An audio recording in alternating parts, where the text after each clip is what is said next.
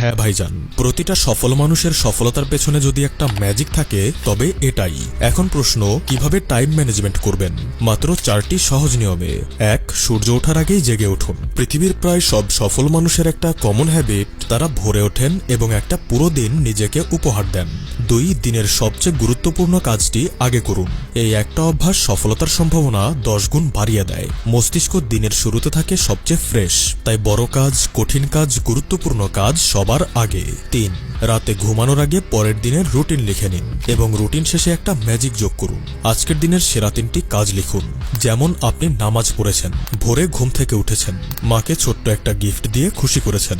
দেখবেন রুটিন আপনাকে দেবে পরের দিনের ক্লিয়ারিটি, আর সেই 3টি ভালো কাজ আপনাকে দেবে এক দুশ্চিন্তামুক্ত প্রশান্তিময় ঘুম। 4. এই পয়েন্টটা আপনাদের কোনো টাইম ম্যানেজমেন্ট মেন্টর বলবে না, কিন্তু আমি বলছি। প্রতিদিন অন্তত 1 ঘন্টা নতুন কিছু করুন যা জীবন থেকে একঘেয়েমি দূর করবে।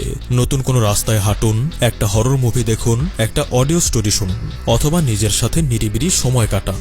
এই ছোট ছোট নতুন অভিজ্ঞতাগুলো আপনার মস্তিষ্ককে রিফ্রেশ করবে।